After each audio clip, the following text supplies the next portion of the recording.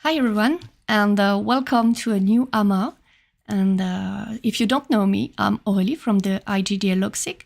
And today with me, I have Julia and Caro. So Julia, can you introduce yourself? Hi everybody, I'm the co-chair of the Localization SIG, and I'm so happy to be here. Okay, and I will leave our guest for a short introduction because I think she will do it better than I can do. Hello, everyone. Thank you so much for the invitation to Aurélie and to Julia and to IGDA. I'm Caro Panero. I'm a localization specialist. I'm a translator from English into Spanish, Latin American Spanish. I specialize in localization, video game localization, and subtitling and webcomics. I'm also a writer of a science fiction, horror, comic book, and fantasy writer, and I own a very small publishing group called in English would be Ravenwolf, but in Spanish is Cuervolobo. Perfect. Quite so many jobs you can do. Wearing a lot of hats, Caro. So, first question, so that people can know a bit more about you and how you got there. What is your educational background? Did you study to do localization, translation, or did you start with something completely different? I started with translation. Actually, I started with psychology. I did like 1.5 years, and then I was like, "What am I doing here?" Wow. I had I had a cow's brain in my hands, and was like, "What am I doing here?" So I love languages since a very young age. So I changed majors into translation, and I did that for 5 years, which is the university background. But then, of course, there was no audiovisual translation subject or, any kind of subject that actually told me that I could do something else than, legal or medicine or whatever. I actually entered the university I attended because I wanted to do subtitles. But then, of course, I with a totally different reality in university's grounds in a way. But then I started slowly getting into subtitles and audiovisual translations, and then of course in video games. So wow, awesome. That's a long way that you've come. That's crazy. Yeah. Okay, and so next question. So you studied for all of this, and what has been your professional background after your studies?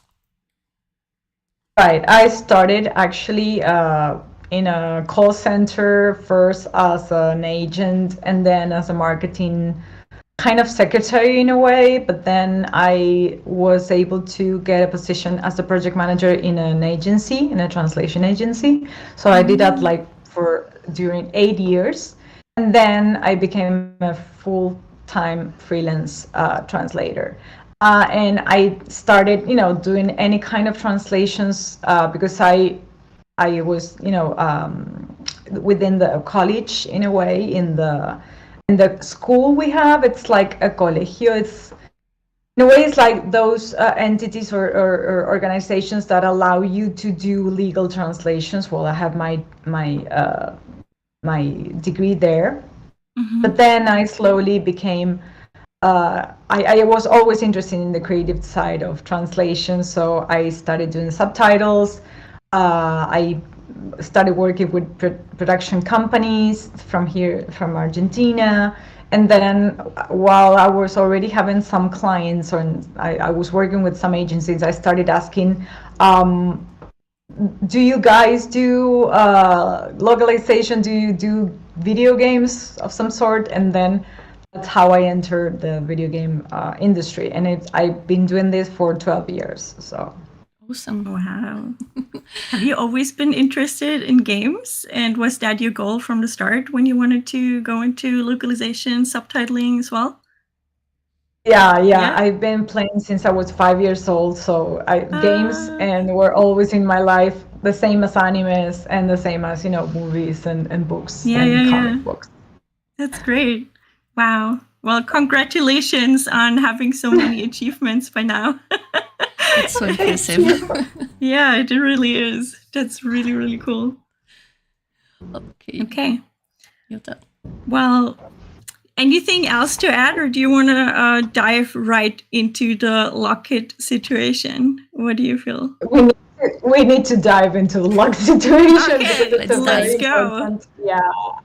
Okay, so my first question to you might be, which deviates a little bit from what we talked before, maybe is like, why are you the perfect person to talk about Lockits? Because I've been suffering from the lack of them or the overwork of Lockit. Yeah. And actually, one of my main phrases is context, context, context. You know? We all So, love yeah, context. Yes. Yeah, and for the people that actually don't know what a Lockit is a localization kit. And the word says it. It's a kit where it provides the information and the tools to do a proper localization. I mean, remember that we can localize any product, not only video games. But if you want to sell more, you have to localize your product in different parts of the country. But for that, you don't have to think about the language in itself, but also the cultural part, the regional aspects of it. So that's why it's so important. Perfect. Would you say you learned a lot about the creation of Lockits, like in your job as a project manager? Is that something that actually, was taught to you? No. Okay. No, we didn't. We weren't even taught to how to do project management. I actually learned it through the experience. Yeah, it was heavy. It was heavy, but it was nice to see the other side of translation because it gave me tools to better investigate or to actually know, what people do in between, behind the curtains or behind the scenes. So it was nice to see that. But actually, we were not taught of how to do localization because actually, when I was a project manager, I was not involved in video games at all. I was involved in, healthcare and legal stuff and all the boring part of translation, which is cool if you like that, but I don't. Some people love that. Yeah. Right. So we were not taught for that. So actually, I learned the importance of localization kits by actually working in localization, in video game localization, and needing the context and the information from the client or the agency, to provide that, to do a better translation, because that's the end goal of it. Right. Totally. So I'm going to mix like two questions because I think they go together. It's like, what are the different steps to create a Lockit? And maybe I can add, when do you start to worry about creating a Lockit? At which point of the project? When is the final word, actually. When the game developers have to think about localization early on. I mean, if they want to sell their game, if they want to make more money, because actually that's the basic of localization in just, in just one word, it's money. So if they want to think about that, if they want to sell their game, they have to think about different languages, and they have to think about the cultural things behind those languages. So they have to think about localization early on. When they're creating the game, they have to think, okay, yeah, I want to sell this not only in German, in French, in Italian, in Spanish, I will do so in other languages as well. So when is the major word here? They have to think early on about localization, because if they do, they will be able to schedule the entire process, not only of the creation of the game, developing the game, but also the localization process. Because if they know they want to translate it, for example, from English into Chinese, they will have to not use ASCII, but they have to use Unicode. So all the characters are, recognized in the different platforms. The same as Spanish, we have the exclamation and interrogative marks, signals. We have it at the beginning, not only at the end, or ñ, which is a letter that has like a little sweet mustache in a way. Mustaches. Yes. So they have to think early on, and the disadvantages of not having a Lockit is not being prepared for this, for the different flavors of the languages, the cultural things, What to do with, the typical things that a localization kit should have is basically the style guide. What do you want to do with capitalization? If it is an RPG game, a role-playing game, what do you want to do? You want to use the capitalization in all the weapons, in all the abilities, in all the skills, in all the character names and places, or not? For example, in Spanish, we don't need to capitalize where the people are. For example, Argentinians won't be capitalized, but in English it is. So that's one thing. What the tone of the game is, it's ironical, it's satirical, does it have humor? Is it gloomy? So that will also have to do with the tone of the translation, how we will create those texts, right? They will have to have. What about curse words? If there are curse words, what do we do with them? There are religious things. Are they appropriately? The culturalization has been made. Culturalization is a process where you need to understand the audience you are trying to sell your game into and what the cultural aspects of it, including religion, political aspects. So culturalization sometimes is another step within probably localization it's very important. So you need to provide the files that are correct. I mean, we don't know. I'm not into the technical stuff of developing a game. I'm not a programmer. I'm not an engineer. I don't know what that is. I just know some tags and some variables, but you need to provide the information of those variables in the right. If it is a role-playing game. Yeah. So how many items do we need to? Okay, this variable has to do with the amount of items that you need to get this other item. So all that information is important, but also it's important that you reveal the specifics of the game. I mean, you need to let us know for us to provide a proper localization. We need to be immersive in that game. I mean, the game has to be immersive for us. So we need to dive into the game, and we need to know the information of the characters, not only the names, but the genders, the background. We need to know about the world, the intention of the game. That's very important too, because that will change our translation, our localization.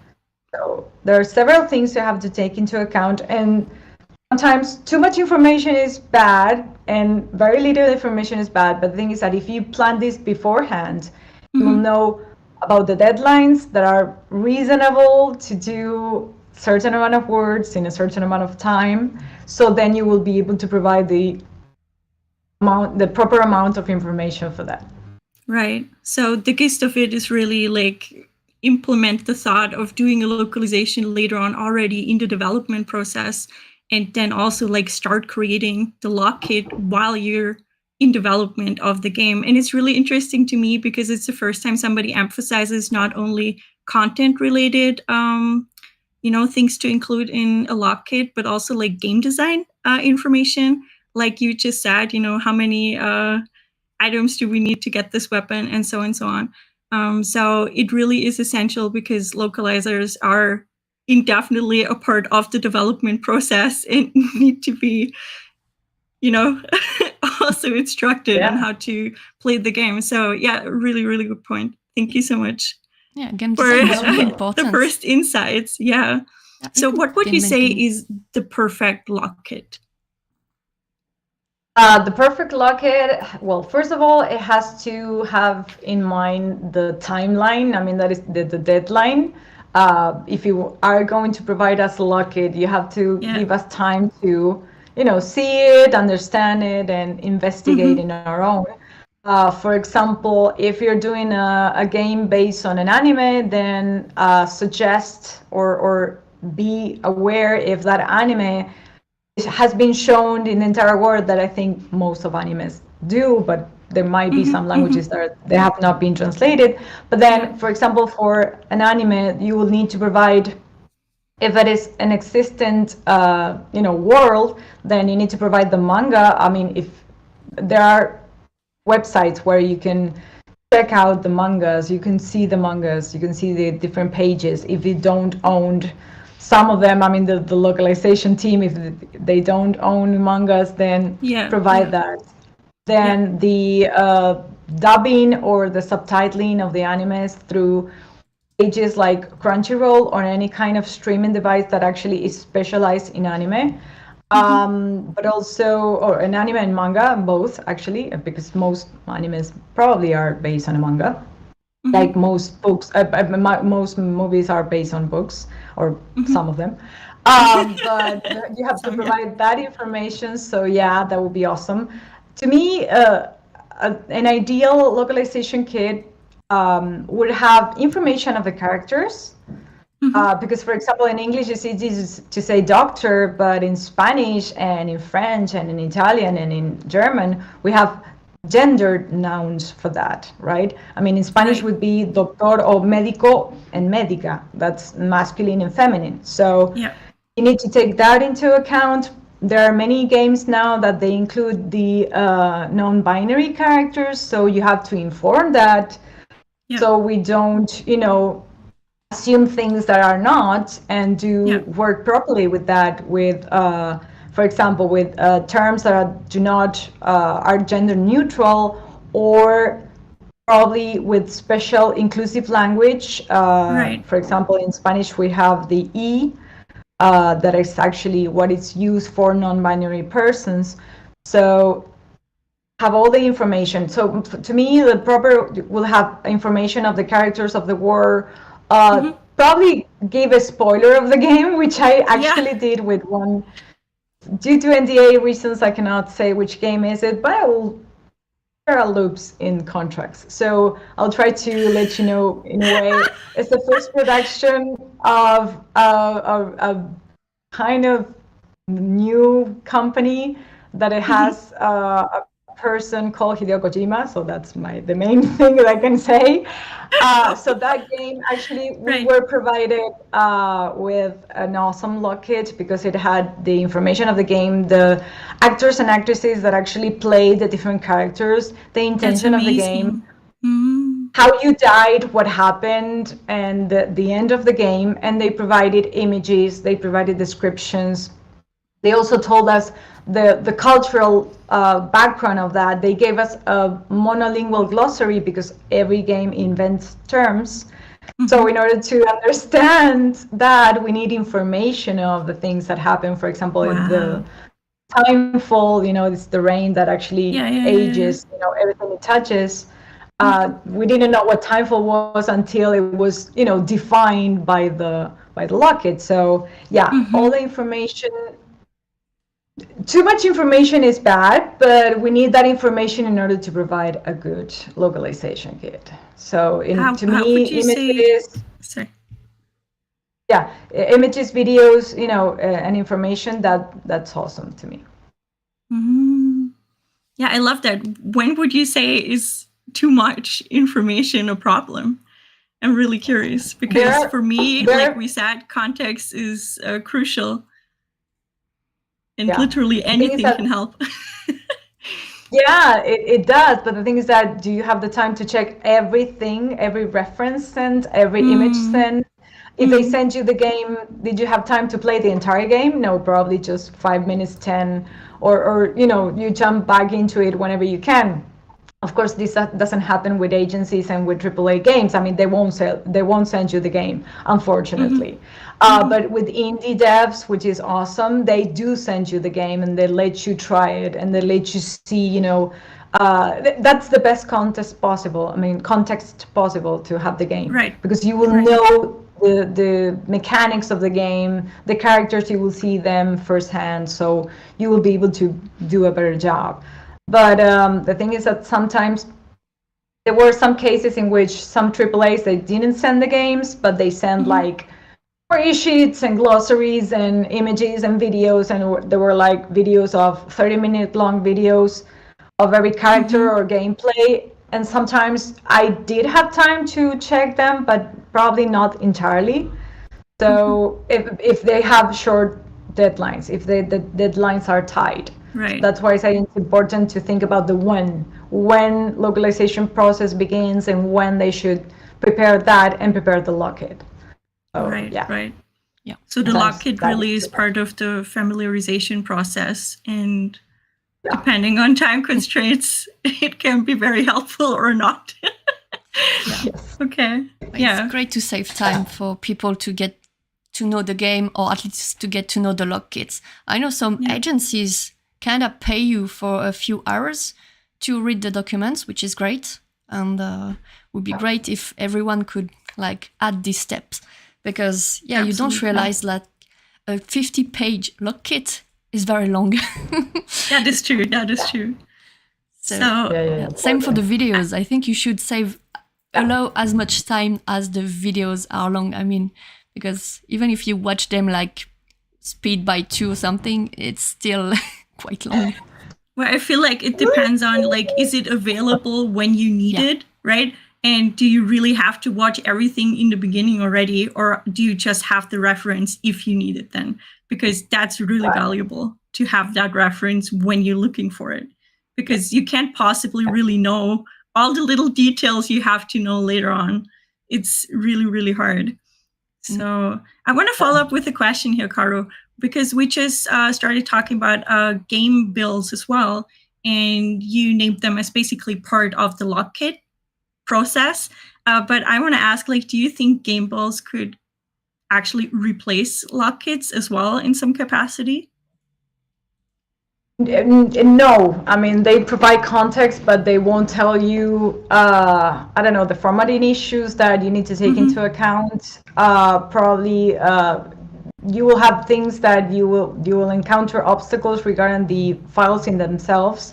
I mean, you will see in the game it's perfectly smooth and fine, but then you find yourself with a text that has variables or tags, and they were not in the game. I mean, you will be faced when you're doing the translation or you're editing those files. Right. So that's important also. I mean, clients or game devs, the game devs don't have to know about CAT tools, which is the translation assistance we have with these tools that allow us to, do it faster, smoother, and be consistent with what we are translating.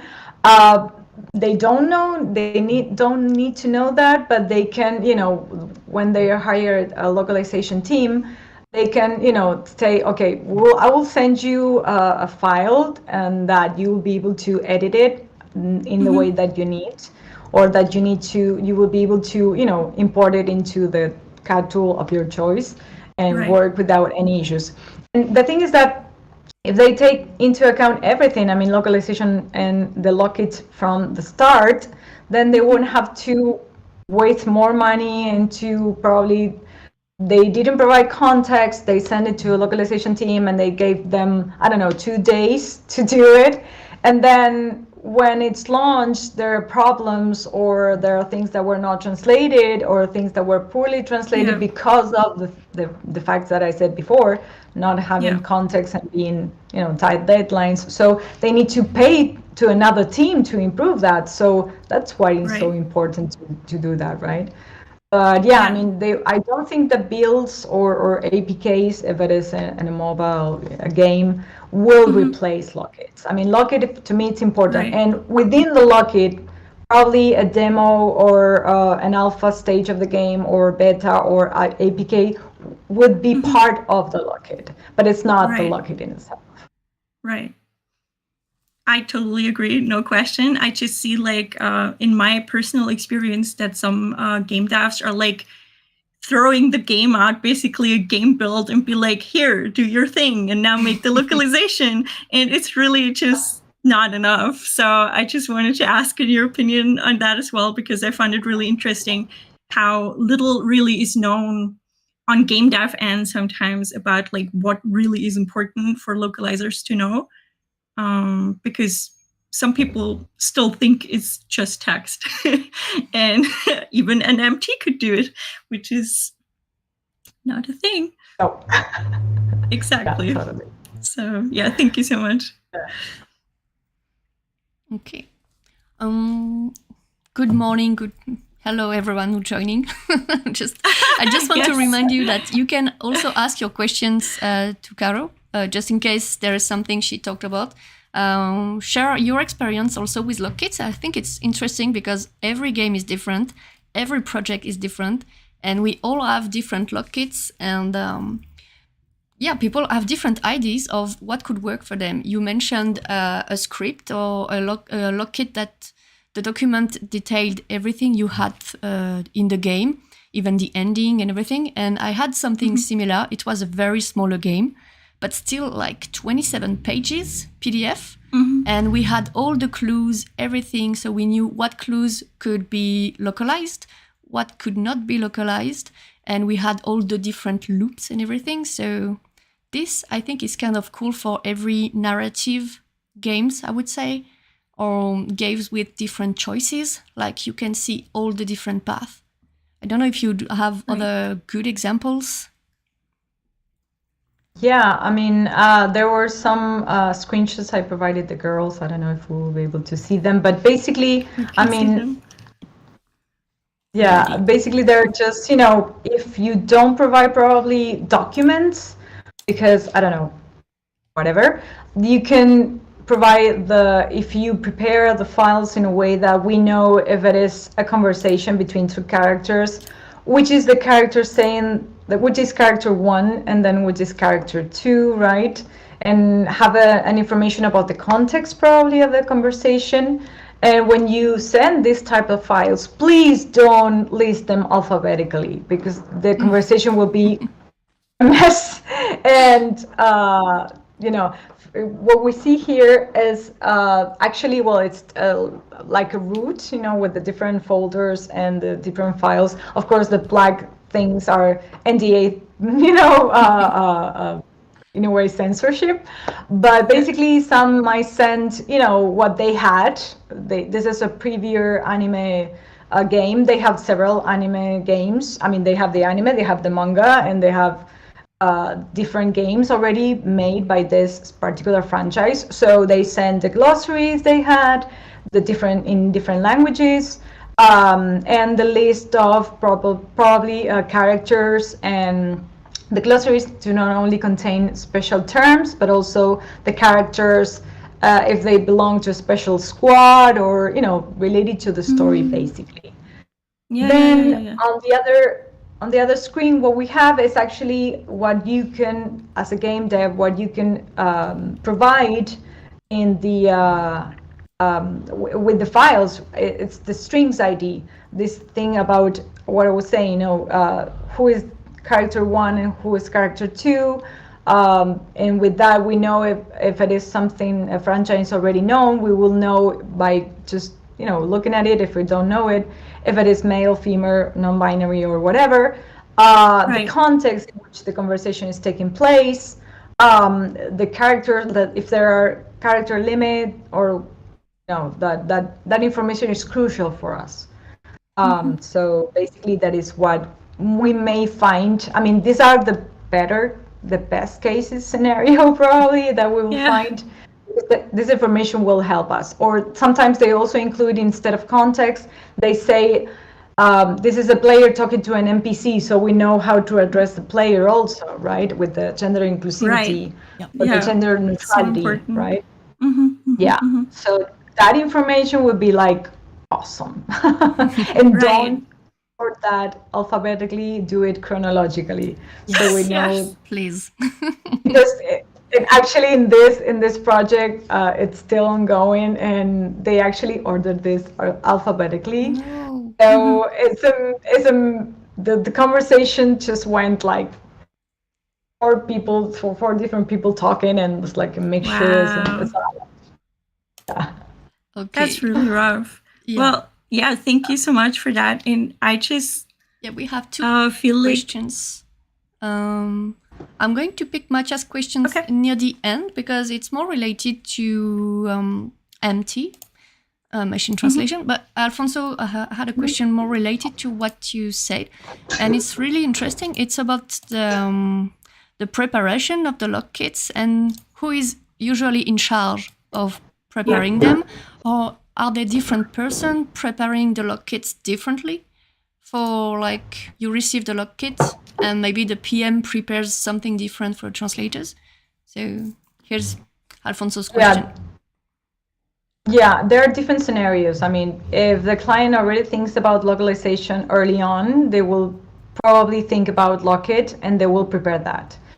They will know, they will have experience in that because they already know that some languages have different punctuation issues or formatting issues or capitalization or the metric system or the imperial system, you know, all the measurements, the metrics and those that kind of information. So that is scenario one, that the client already provides that, the game dev provides that because they were already in contact with that. Also, what they can do if they don't know that, but they are planning a localization beforehand, what they can hire either a team of linguists that do that. I mean, they can provide they will say, okay, this is what we have of the game. You can probably, you know, create the Lockit, like at least the glossary or punctuation according to your language, or things that have to do with the target language more than the source language, right? And then we have probably or an agency. If they hire an agency, a translation agency, then probably the agency will offer that service according to their experience, right? And what the information being provided by the game dev.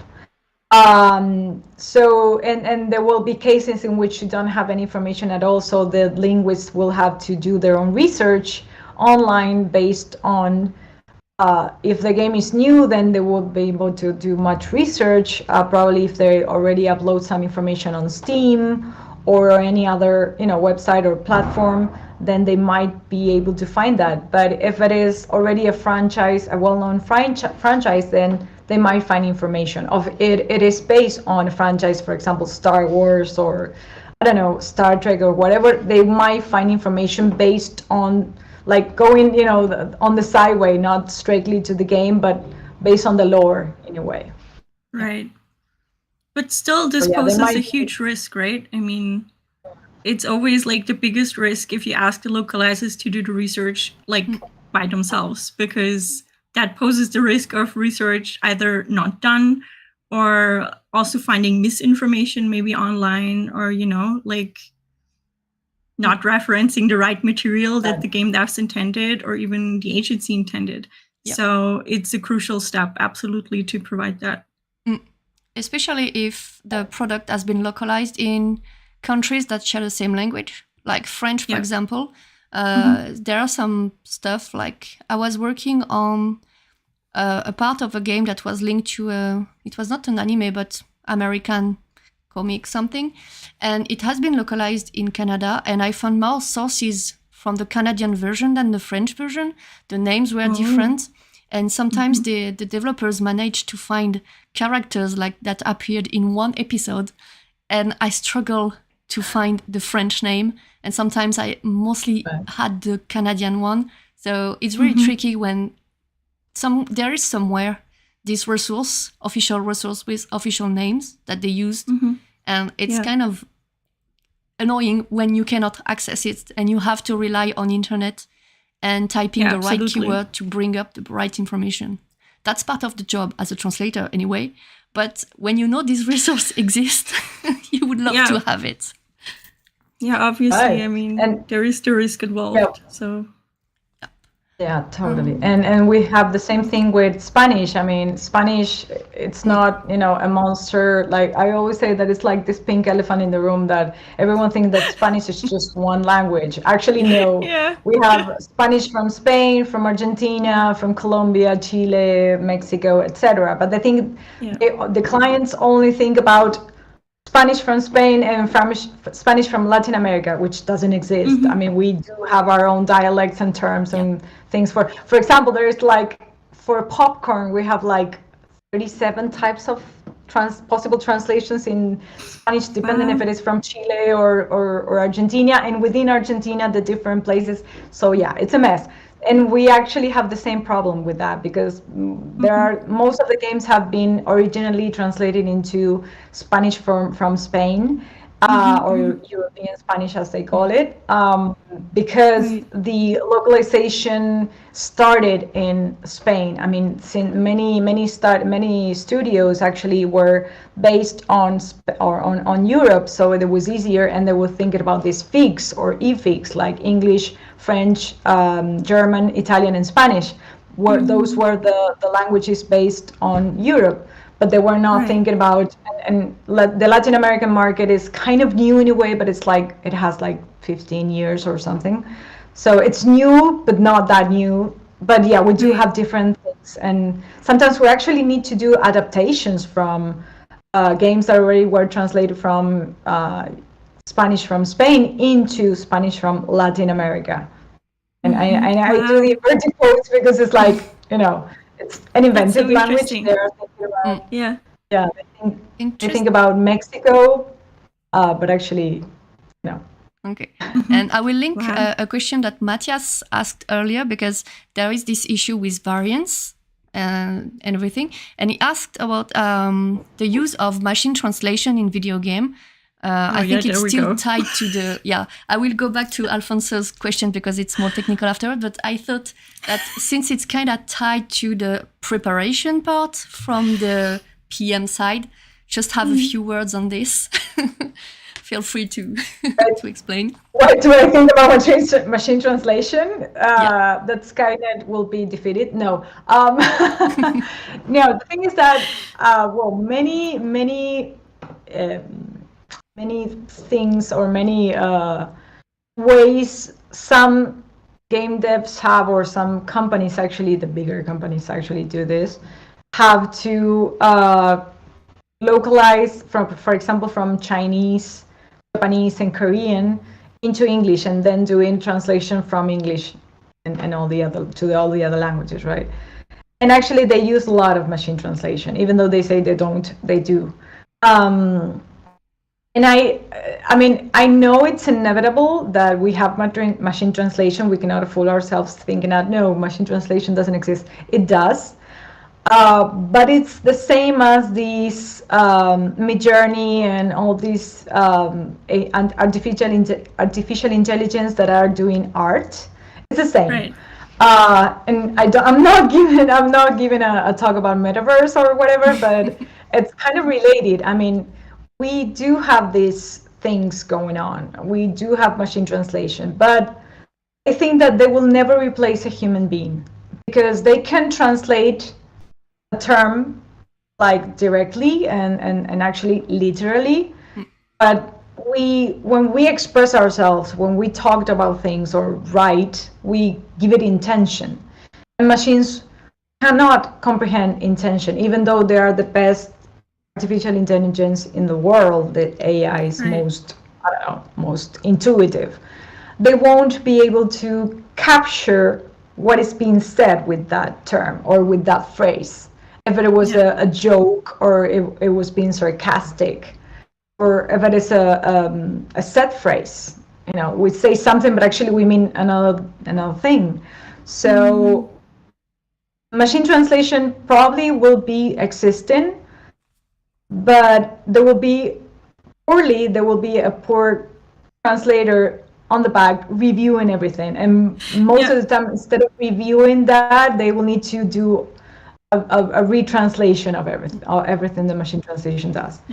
I encountered there are several there's this huge company, mobile company from China, Tencent, that does everything, every lore, every universe ever existed in comic books or whatever. There is a mobile game for that, and they tend to do most of the time machine translation instead of hiring. There are a lot of colleagues that actually translate from Chinese into English or Chinese into other languages, but they tend to sometimes avoid that or not pay them enough, and they choose actually machine translation. So I'm not against it, but I don't use machine translation, and I don't review things made by machine translation. They try to. Some agencies told me, okay, but we can instruct you, we can teach you how to how machine translations work and how to do a better job. And I was like, no,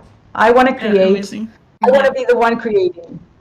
I don't It's want a still a machine new translation mostly, like you said. And I feel like it also ties into the Lockit question, because the Lockit basically informs the localizer on such a profound level about the things they need to localize already, that machine translation isn't necessary anymore either. Like, it's maybe like time intensive in the beginning and during development, but it will save a lot of money in the long run, and basically mitigate that risk of misinformation or wrong terms, or really also just deviating from the intention of the script, like you said, because that is what people can do and that is what a machine cannot do.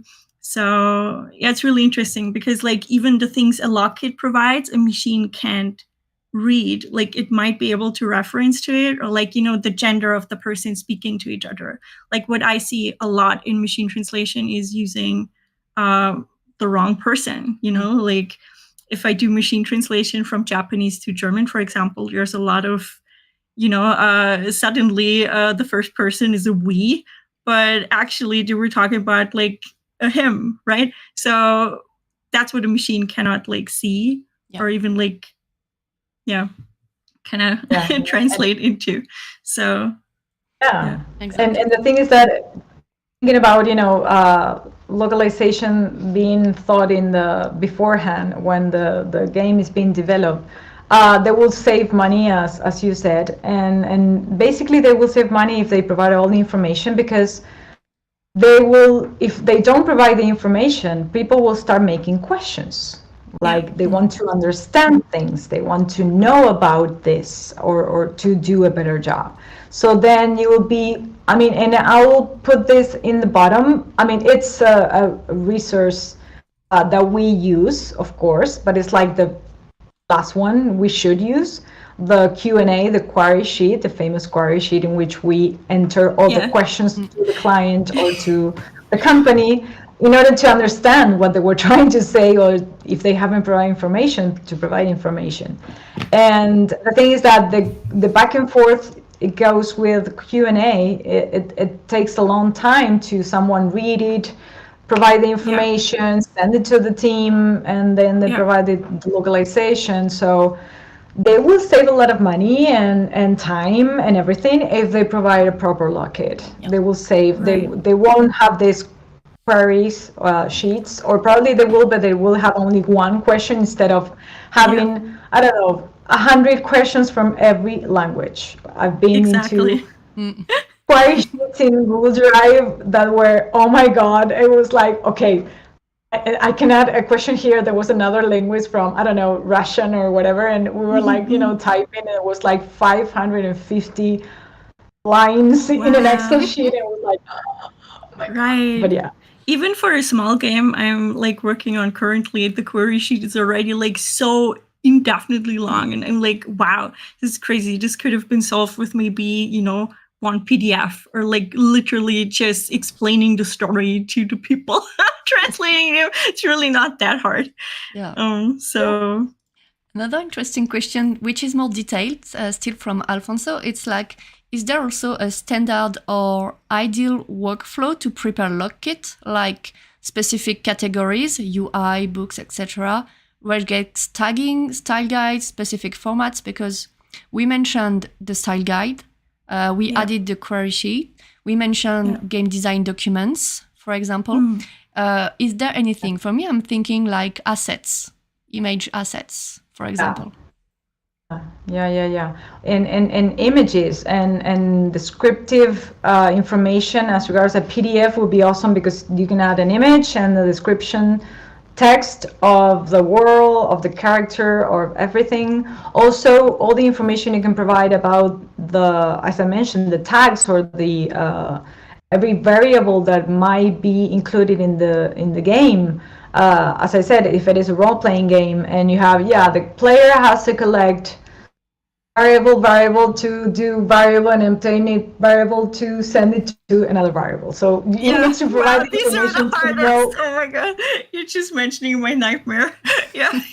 I know, and we've been through that. So there's no standard. I mean, there's not a style guide how to create localization kits, but the best thing is to provide as much information as possible and as detailed information as possible, taking into account images, videos, or at least short clips, style guides, glossaries, monolingual and bilingual if you already have a previous translation made based on that. At the game, if you can provide it, we will try to look at it, or it would be better, as Aurelie said at the beginning. Sometimes some agencies, very few agencies, but I have done that, they will pay you to check the Lockit beforehand.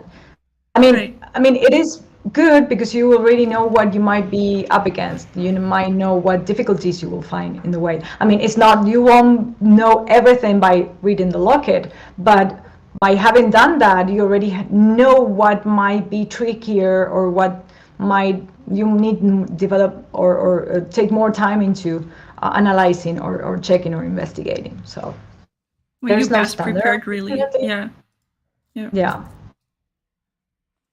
But everything you can send us, we love it. Exactly.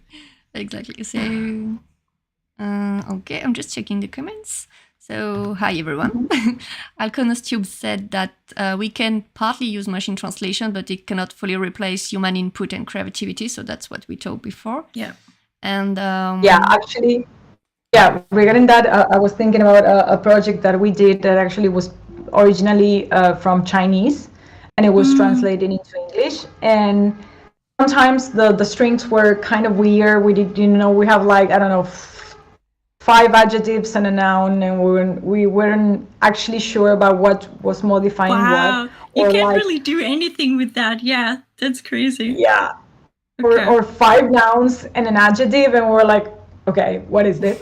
That's so much more confusing than just a blank page, really. That's crazy. Yeah, totally. Yeah. So sometimes something that I tend to use and we tend to use, not as much, but sometimes in order to understand what was actually being said in Chinese, the best thing would be to know the language. In this project of the screenshots that we showed, it's based on an anime that I love. So I have the mangas, I've watched the anime, I'm like the person to do it because I love it and I know it. And I know Japanese. So if there were something in Japanese written, even though I might not understand the full of it because I only have 7 years and only the sankyu. But you can reference it. So valuable. Yeah. Exactly. Yeah. You know the gist of it. You have more context of it, so you have a better idea of it. Yeah. But then you can use pages like, for example, in Japanese you have shisho.org, which is basically a Japanese dictionary that it's very useful, or this is a monster, but I tend to use it, from time to time. DeepL. I mean, when I want to understand if what I also use that. English There's Chinese, no shame in it. Yeah. I mean, we just to get a context, it's a good tool, but it won't replace the translation. Yeah, I mean, and you can do it. You can miss information also sometimes if you don't always understand fully, because it will give you the words, but maybe it's an expression, it's a cultural reference to something else. And because I had this issue with the Chinese games I'm working on, and I don't speak Chinese, so sometimes I'm a bit sad because that's rough. I'm trying to look at the context, checking the Chinese, but I still don't understand. I understand the translation with all those words together, but I don't get the meaning of all of that. Yeah. And I really benefit too from that, when I translate even from English to German and I have the Japanese reference. This is my ideal setup because I have all the references I can have and still understand it, but it's really difficult. So it's a good way to look up dictionaries in said language too. So I like that. But the Lockit can provide a lot of information in that regard as well already. I feel. So Exactly. very important. Might I interject here, or do you want to keep going with the chat questions already? We have a few comments. I have just finished about the different languages, Right. which is a nice comment from Chenux. Sorry for your nickname if I butcher it. That's very important as well. It's about the query sheets and the fact that all localizers from different languages can have access to it. I think it's very important to know what are the issues in other languages, because it will bring up something that you may not think as an issue. And then you think and you're just like, okay, that could be actually an issue for me as well. Right. So it's super important to keep, I think, all the questions in the same document, shared between all the linguists, because they can talk to each other and find solution, help each other as well. So, yep, that was the comment. And I think it's a very good one as well. I agree. And probably a question that you were thinking about making, probably another language already was encountered that problem and already made the question, and they'd have the answer. So it's like, you save time. Exactly. Time saver mode. Exactly. Yeah. Might I ask something, because I'm really curious, like, how do you stand to like people who write the narrative, you know, like how do you stand to writers' notes? Do you think those can be equally important in the Lockit, or is that something another person should take care of? Or is that something the writer themselves can already like think of? Because you're a writer yourself, so I really wanted to ask this question.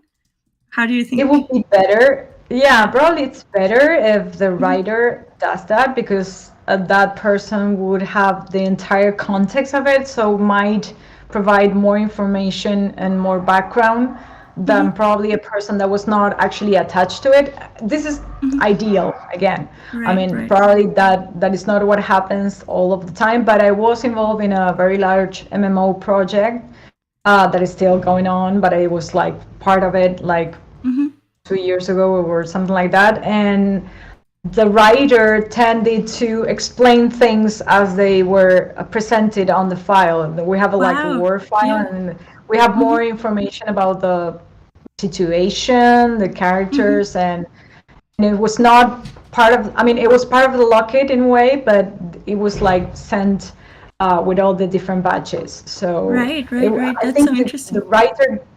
the writer should send that. But if not, at least someone that knows something about should provide the information. But yeah, those were helpful sometimes to understand the character, basically. Because when you're playing a game, you immerse yourself in the game, you start, relating or developing a relationship with the characters. You either hate them or love them, or just you don't care about them. So the same happens in translation or in the localization process. And you have to understand the character in order to know how to phrase something, depending on the intention. Right. Well, I also find it really important because, like, maybe subjectively or subconsciously, some people put in references to like other popular media they know about, and it works in their language and in their culture. But for localization, it's an entirely different thing again, and you need to like maybe even inform everybody about that you put this reference in there, even if you didn't think about it at first. But this can make or break a good line sometimes, because people might not even understand the reference or are just not, as familiar with what you were referencing. So it's really interesting, because I recently had a conversation with a writer who was a writer on high-profile games, and he said he put in a lot of comments in the writing itself, but the company he worked for actually deleted all the comments out before it went to the localization. And that was beyond me, because I was like, that's unreal. Like, somebody took the time and effort to provide all of that extra context and information, which is so incredibly valuable. Then the company doesn't honor that. I think, I couldn't believe it, but that should never happen. If any dev is seeing this should never happen. Like, save the comments and that's so useful. Companies being companies. Guess basically. so. But yeah, Guess so. and the things that also might broadly, there's a cultural reference to something else. I mean, we have intertextuality. I mean, probably there's a game that uses a phrase being said by another character in another movie, TV series, or whatever. Yeah, One that is super well very known, maybe. common. Yeah, and one that is very used in several. I've seen it in several games, and I was like, thank God I knew the movie. Otherwise, I won't be able to know the reference, and I will translate it literally. Which is this is my boomstick from the Army of Darkness, the saga by Ash Williams, of course. So if you haven't seen the movie, probably you will see boomstick. What is a boomstick? Right. I also don't know, but yeah. Right, and basically he was explaining the context was, and this is the important thing about context provided in localization, that he was, spoiler alert probably, but if you haven't seen, I don't remember the main title. I mean, the main title of the movie was Army of Darkness, but the saga, now it just skipped my mind, but I'll remember it. But basically, he went back in time. He's in the medieval ages, and he's showing a shotgun. And of course, gunpowder was not invented by then. They don't know what weapons were. So he was like explaining, this is like a broomstick, but it does boom. That's so interesting. Okay. Yeah. Yeah. So it's how would you know that, right? If you haven't seen anything of that or heard about it. Exactly. So yeah, Evil Dead. That's the name of the franchise. Evil Dead. Yes. So just want to summarize. The movie, yeah. Yeah. Never assume that every person knows all the references you put into your stuff, because risk is very high that not everybody knows the same things. Yeah. And also my suggestion to every workshop I give about localization, I say, consume things. I mean, go and watch movies, watch TV series, read books, read comic books, play video games, because they will provide you also with the context you need. If you want to do game localization, play video games. They will provide you with, you will know about the mechanics. What's a Souls like? Well, it's based on Dark Souls, blah, blah, blah. So thinking about that will provide you the context also you need. Right, you have to be a nerd. Yeah, but also it would be great if some people really provided that. I'm just thinking, because you mentioned Souls-like, there was a reference in a game that I translated before, which was just, I don't know, going past me, because I personally have never played a Souls before in my life. And I had to, research a lot on Google and stuff and watch videos. But like, that was a particular little thing that was apparently very common, which I know now because I played Elden Ring and Sekiro, but I did before, right? So it's so important to have this small little reference and saying, hello, watch out about this. Or like, especially if it's a title, if it's a location, if it's a character's name, if it's an item name, like all of these things that are really crucial, where the term is crucial to keep. The reference needs to be included and explained, please, for the love of God. Yes. Why not? Yeah. Exactly. Yes. So we do have a question. Somebody mentioned Evil Dead. That's funny. I had no idea. It was the title of the game. Yeah. Okay, I'm saving a question from Alfonso because we haven't specifically talked about cat tools, and he's mentioning one that is very specific. I'm not sure if you know about it, so either we can deal with it now, or you want to handle cat tools a bit later. Sure, no, we can do it now. Okay, so we've mentioned them. Yep, if you know about Gridley, which is from a localized direct, if I'm not wrong. It's a TMS with in-context translation specific for video game localization. So do you know about it? Have you had the chance to try it? For my part, I didn't yet. I haven't had the chance to try it, but I did know about Gridley. I actually referenced it and just provided the source for that in one of my workshops. when they were talking about Gridley. And so I know about it, but I haven't been able to work with it yet. Okay. Yeah, but So sorry, Do we know Alfonso. specifics? Okay. Oh, Alfonso wanted to know about it, and we can't provide the information. Yeah, sorry. Maybe we can have Yeah. them. Let's do another AMA with somebody specific. Yeah. Yeah, it's interesting because it's. I think it's funny because CAD tools have evolved very fast, and still we are lacking important features like maybe having screenshots. I think Gridley is answering this issue in a way. You're like right. having screenshots, just that, being able to put images. That will be. I mean, I'm already so happy if MemoQ manages to import a glossary, right? Like, this is already like a lifesaver sometimes. But a lot more would be amazing. The images and even like video references or something. But we do The have thing the is that comments. there are some, right, we do have features within MemoQ that will allow them to upload the images, the things that they don't use. Right. Them. Yeah. That's what I mean. Like, most people are like, okay, at least there's a glossary and it's easy to like import. But if people knew more about how CAD tools work, they would also maybe be able to provide a lot better lock kits and, really smoothen the process while doing that. Yeah. So that's another issue as well. But at least the dream of the future. Yeah, it's there. People are working on projects like this, people could do it. Yeah. Okay. I don't have any other questions from the chat for now. So not yet. Feel free to ask them if we didn't cover something, or if you want to share your experience. That's always interesting. So where were we? Sorry, looking for questions. Did this with the questions. Yeah, and it's my fault. But no, we covered a lot of ground actually, and at least, we covered many things because we have the rules and guidelines about how to make a Lockit. But I think we kind of covered stuff in the long run because, as you can see, there's a lot of things that can go into a Lockit, a lot of information.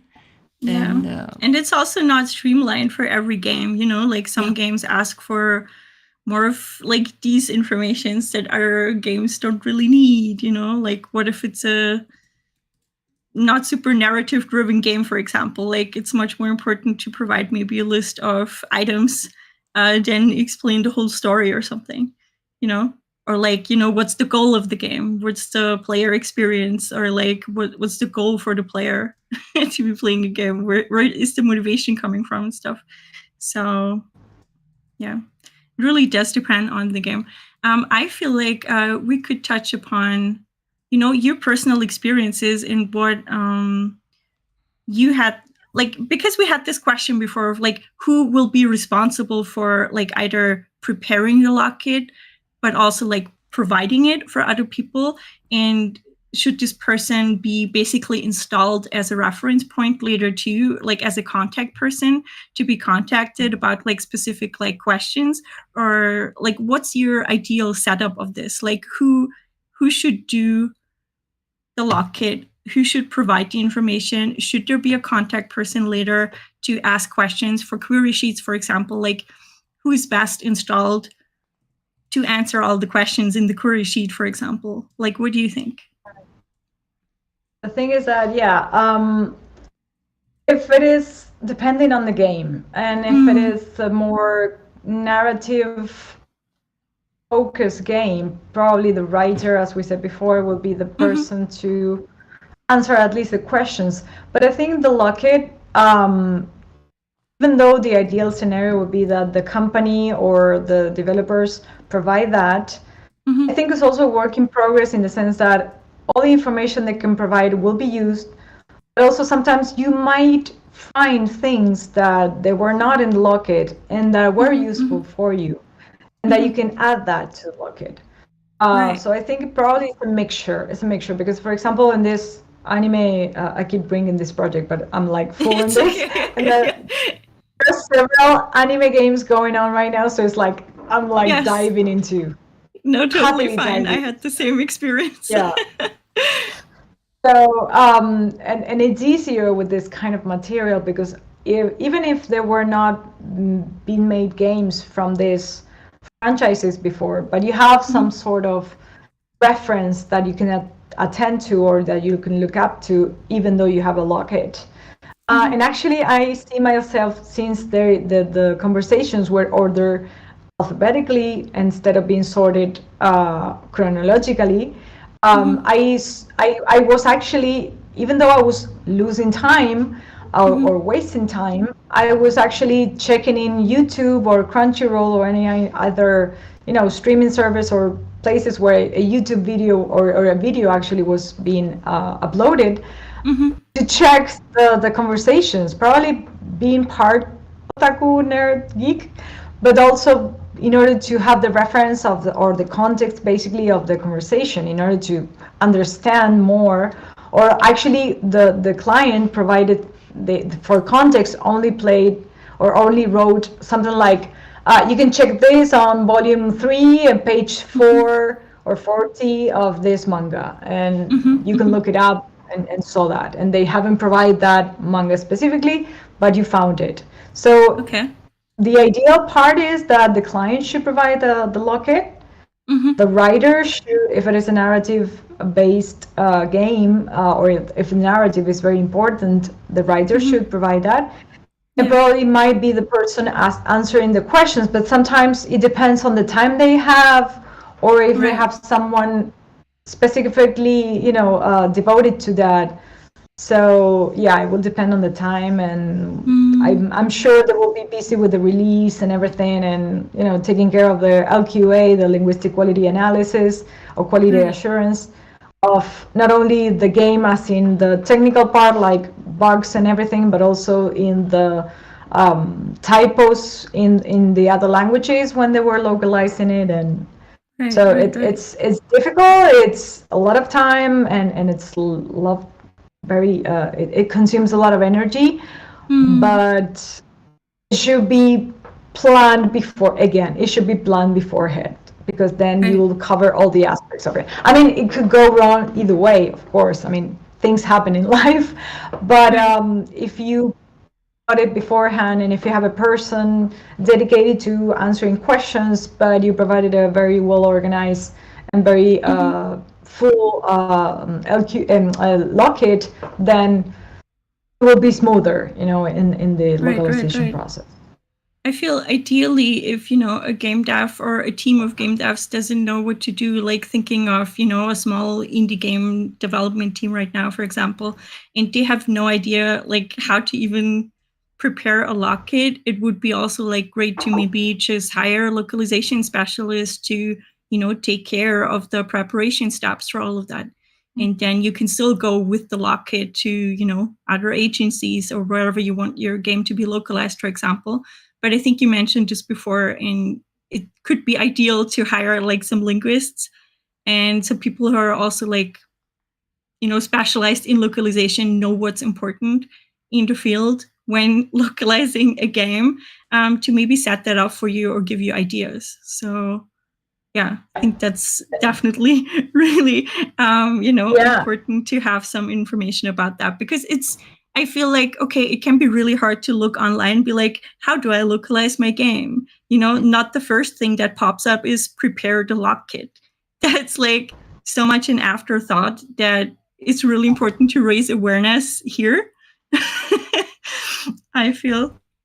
And yes. And actually, so this is good. Even though you might think that, well, but if you hire a linguist, I don't know, if someone from Argentina, that person will only think about the language. I mean, they will think about the language, but also about the cultural aspect and everything. And actually, we as translators, we already said this, investigating is one of our things, or one of the things that we need to do, because we were not, for example, if we do legal or medicine, we are not lawyers, we are not doctors, but we tend to investigate, we tend to specialize in an area. So in order to do that, we need to investigate, we need to read, we need to, figure out and study about that. So if you are a game dev and you have an indie game that you want to release it into the world, and you want to sell it in different languages, hiring a linguist would be the awesome choice, because Yeah. that would be at least the first step into providing all the information needed to do a proper localization. So, Right. Totally. Yeah, and we have a great question from Alfonso that's just popping up. So, do you feel there is too little awareness about Lockit and game localization process in general in the field? And how would you think we should be spreading that awareness, except with this video with you? We do AMAs about Lockits, exactly. Ta-da! And it would be awesome to have a Lockit specialization. I think that's something that would be super important to create, and because it would not only raise awareness of the importance of a Lockit, but also it will prepare people for that. I mean, and if they don't have a Lockit, they can create one. They will know what the important things should be included in a Lockit, and it would be awesome. It would be awesome to do a specialization in Lockit. I love it. Yeah. I'm already preparing it. I love it. Well, I do feel like bigger gaming companies, they do have the localization process like tied into the development process like more and more these days. So they already usually have something in place. Like you said, you also worked on a big franchise and you were provided with a lot of like specific information. But I feel like smaller companies and, you know, all indie game devs, like they sometimes really have no idea about what to provide and what's important. So maybe the awareness raising is more important to be directed like in that regard, is what I feel. Yeah, and there should be a conversation between all the different parties involved. I mean, if you're an indie game dev and you have no clue how to go around localization, talk to a linguist, talk to a team. They will send you in the right way. I mean, they will tell you what to do, what not to do. Not only they will localize your game, but they will tell you this is the good thing to do. You should do this. You should add this. Please send us this. So conversation networking is like, again, top notch. Like when should localization happen, and networking would be the other one. Talking about this with different areas, it's very overwhelming, but it's very necessary, and it will be very gratifying at the end. Right. Okay, another question just popped. I would just pick them up. Just side too. Yeah. Do you think companies are seeing more and more the importance of localization? Matthias noticed that more games list the name of the member of the localization teams where they used to not to be mentioned. That's very recent, and you're part of this fight as well. Yeah, we're all part of this fight. Yes. Yes, I am. Yeah, they are realizing, and actually, I mean, this is like odd, right? Because you say people doing localization are part of the game. Whether you like it or not, they are part of the game. They're sending your game into other audiences, other languages. So they are part of the game. And not including them in the credits and seeing, I have been, actually I've been this before. I've translated or been reviewing games in which there were no mention of my name in the credits, but I saw pets. I saw babies in productions. Yeah. And I was like, don't give me the excuse of we don't have space for your name or the team. That's not a valid excuse. I mean, right. And I am part of the fight in a way.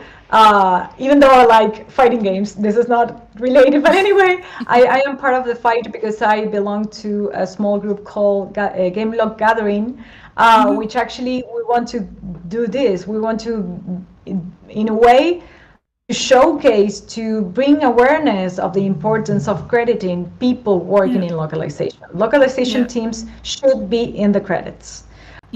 So we start, when we see a game that actually credits their translators or reviewers or LQAs or any part of localization, when we see this, we actually tweet this and we use the hashtag, which is called translators in the credits.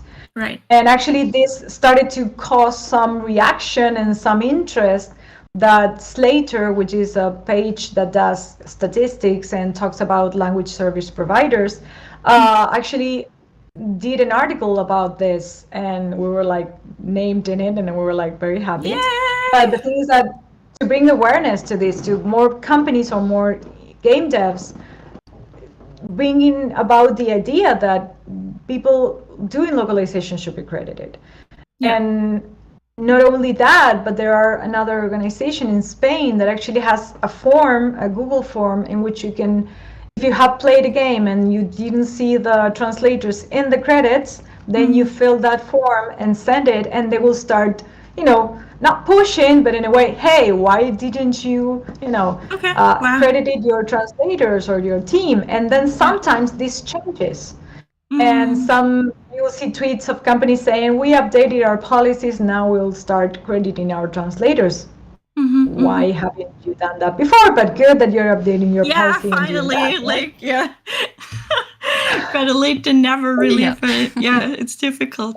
I feel like I want to interject here quickly, because like the preparation of a Lockit and really tying the localization process into the development process already maybe gives game developers and people who write the credits later on also more of an idea about how included the localizers really are, even if they come, from a different agency later, or, who knows.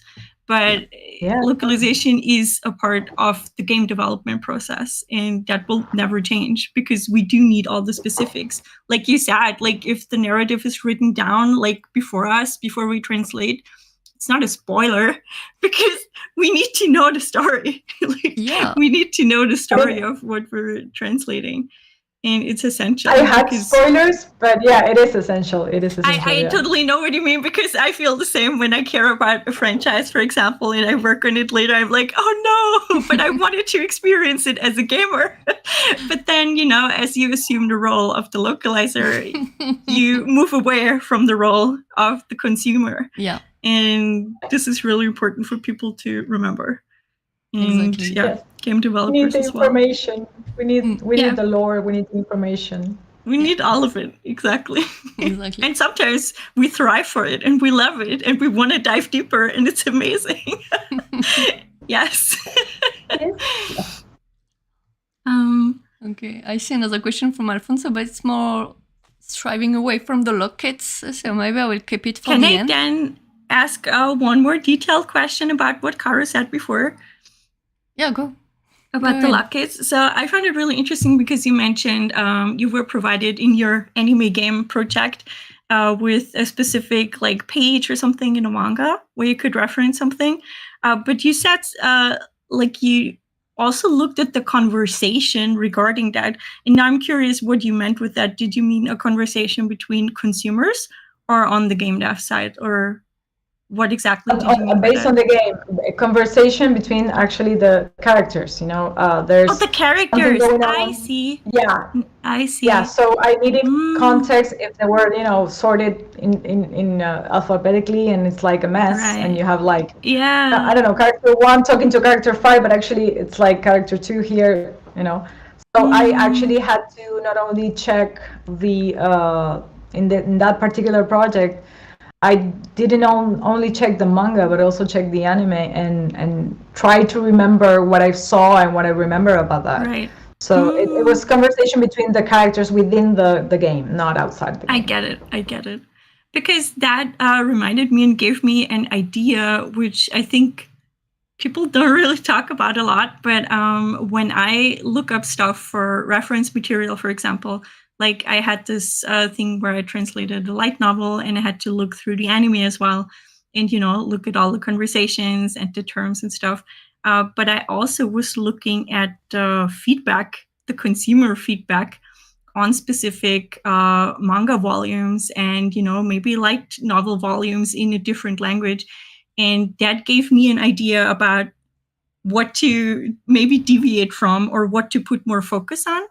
And I find this really interesting because sometimes, when eFix localization happens, for example, or fix localization happens, like it was already, maybe if it's a Japanese game, it was sometimes already translated into English before. So there is a lot of consumer feedback you can look at and be like, okay, maybe I should put more emphasis on this, or like really look closely here, or, maybe they should have hired a sensitivity reader for this part. And maybe I can do that and, assume that role in my localization. But how do you stand on consumer feedback? Is that something that could be included potentially in Lockits as well, or provided by the company that hands out a localization? Yeah, it should. And specifically in cases like you mentioned, probably if there's a trigger warning scene or topic, that is being addressed to, that happened to me, but in a webcomic.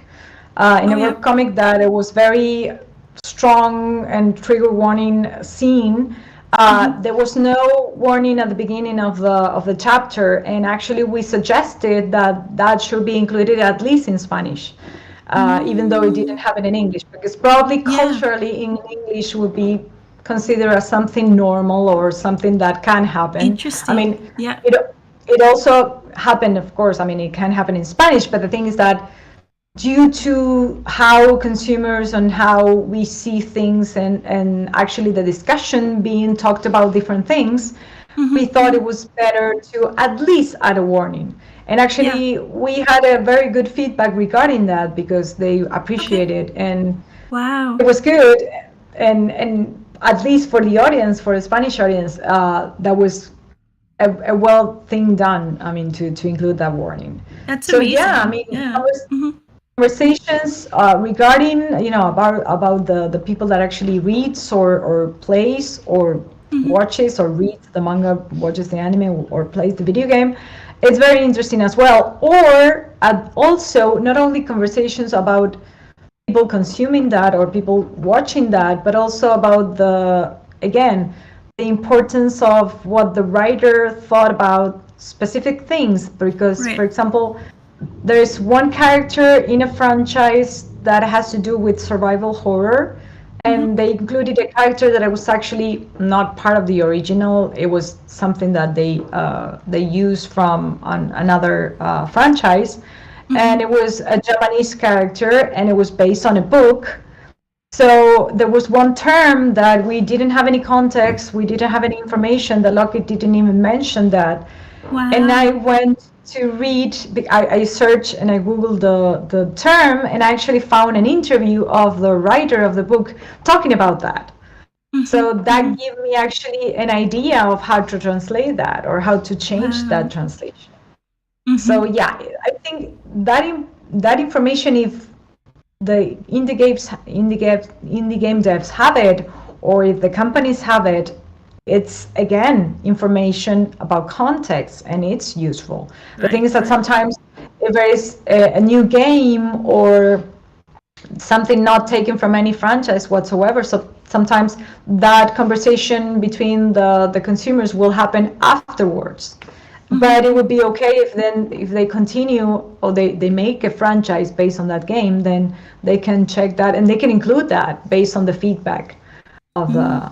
But including absolutely. that would be super useful. Yeah.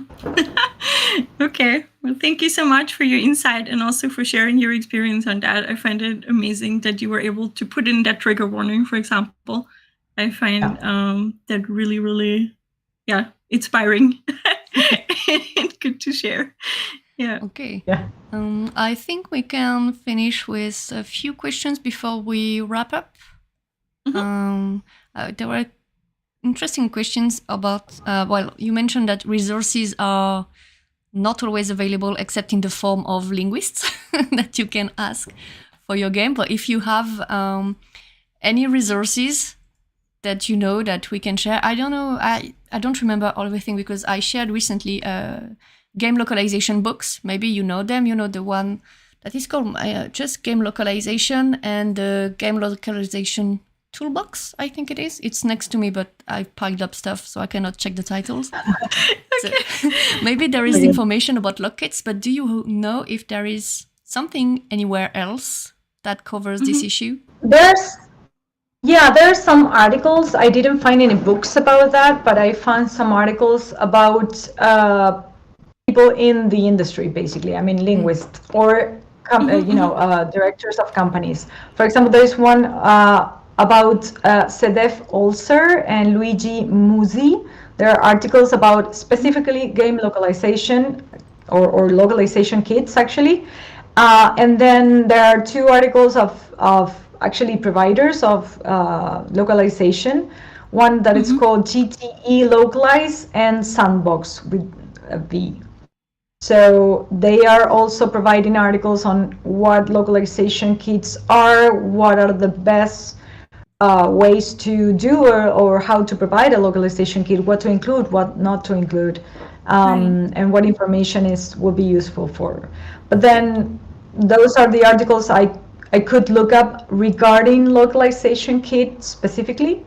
But yeah, great. We can share them, If you have the links, I can add them in the description box below a bit later. That would be... yeah, sure. Right. Yeah. I will look them and I'll send them to you. Yeah, also. Perfect. Because, that's important to have, like, resources to... Localization kit will always be different regarding your game, like Julia mentioned as well. If it's narrative or if there is more emphasis on the mechanics or other items, your localization kit will be different. So, but a basic structure is very important, I think. Right. It would be great to have a template too, maybe. I don't know if it's... Yeah, exactly. Yeah. I sent a checklist recently, but it's very generic. It's like game design document, character sheets, and every details, the assets for all weapons and items. Because when you want to localize a cool weapon names, if you don't see what it looked like, it's very hard because sometimes the name doesn't make real sense. But when you see the weapon, you're just like, you pick a detail and you go a different way that works. So there is all of this. I just made a little checklist. It's very small. So, but maybe a more consistent template would be great. Maybe we could provide one in the future. I think we should create one. Yeah, we pick Caro's brain some more and do that because that's going to be really helpful for a lot of game devs. Yeah, exactly. And specifically yeah, totally. And specifically I don't have a Lockit, I should start one. But what I tend to do is if it is a franchise that has a very important lore, either it is anime, I mean, if it is Asian or, Western or whatever, if it is something already based on like Star Wars or any kind of franchise, Marvel, DC, any kind of franchise you can think of, what I tend to do is I just use them as at least a resource or a foundation in which I can base on that. But there are pages that we can use like fandom or wikis about Star Wars, about animes, mangas, that sometimes are not as faithful as they should be in the specific languages, but they're at least something you can work on if you don't have anything and if you don't have a Lockit. So I tend to go to the fandom and wikis at least for that. And with animes games, what I tend to do is add the fandom wiki, the Crunchyroll or whatever streaming services that showcase anime or Netflix or whatever. And then I tend to watch and read everything, or at least part of if it is related to the conversation. But those are the websites I tend to share to the team whenever I'm involved and whenever I know there's something bigger going on as regards narrative. There's also a fantastic webpage that my partner actually brought to my attention, which is about TV tropes. And it mentions specific characters and explains the tropes that we continuously find in media, which is so valuable to have. Because some things, like, you might, see them or consume them, but you don't realize it's a trope that's actually repeated here and there. Or you can find out a lot of references through that. So I'm happy to share that webpage too later, and we can be included. Yeah, that's awesome. And also, if it is a movie or a TV series or something based on, you can check out IMDb, or you can check out, I actually shared a month ago, I think, a resource in my Instagram that were websites that actually take quotes from movies and tell you what movie it is. So or what TV Amazing. series it That's is. awesome. Yeah. So that's very useful. That's very useful sometimes, or even for subtitling, it's very useful. So yeah, those websites were kind of a very thing that I found, and I was like, yeah, I have to add this to the resource list because this is Right. awesome. It would be Yeah, as useful. it is. Perfect. So It's not specifically a template for a Lockit, but it definitely helps. yeah, Yes. More context. Yes. It It's ties part into the of- context question. yeah, it's part of our last question. Like, what would you recommend to localization professionals if they deal with badly made Lockit, if I could say? Because that's the kind of resource, like if your Lockit is incomplete, you need to have resources to kind of find some information. So I think it still fits the topic more on the localization side. Yeah. So that's And my if there's no information, and if you don't find anything, you ask your colleagues and have no idea, require sheet, unfortunately, but that's that there for a reason. Yeah, exactly. And well, I think we reached the end. We have one last question from Alfonso, which is a very broad question. A very broad question, yeah. It will require you to look into your crystal ball and maybe tell us where do you see the localization game industry in like 5 or 10 years from now? What does your crystal ball say? My crystal ball or my hopes is that it will be bigger and better. And there's many people ask me, but you're living out of game localization? Yeah. And there's so much work going on, and some people don't even know about this. But I think it will be better, bigger. We will have machine translation probably still in our necks. But I think that we will still be around, and we should be as nerds as possible in order to have all the cultural references and the cultural pop references available to us. But I think it will be bigger still. So more games to come. That is true. Yeah, exactly.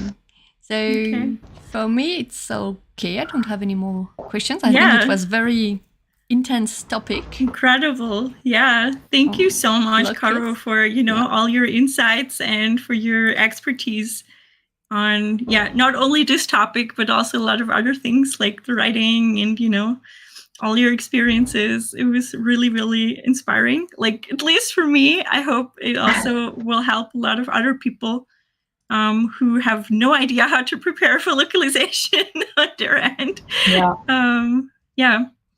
But it's always great to have that invitation. Yeah, of course. Thank you for coming. I'm just talking about things that I love, so you can totally see that. Probably, my experience and everything I know is based on the experiences I have. And whenever I encounter some obstacle, some kaiju, as I would like to name them, I tend to provide or tend to look into that and investigate. And if I find a resource, to share it to the community, because we definitely need resources. Yeah. Well, we could definitely feel your passion. So this is incredibly valuable. And I think whoever wants to reach out to you can also reach out to you to ask specific questions later. And we also provide a specific channel for that where people can later ask questions if there's something coming up. And just thank you so much for being a great person. Thank you for coming to us. Yeah. Thank you for the invitation. You're welcome. Okay, so this is the end. You are very welcome to subscribe to our channel to keep up with the next AMAs. We try to do one every month. If you want to keep the conversation going, we can head to our Discord. You will have all the information in the description box below. And we have a specific AMA channel where the video will be available on replay. And you can also ask further questions about Lockits and everything. And that's it. Thank you again, girls, for being there. It was super nice to have you there and share about Lockits and everything and bring awareness to what we need to do a great job in game localization. Yes. we can only trust that this will change the world for the better. So let's hope so. Yes. Okay. Well, thank you so much. And thanks to all the viewers as well. Yeah. And we catch you again with the next AMA. Bye. Yes. See you soon. Bye.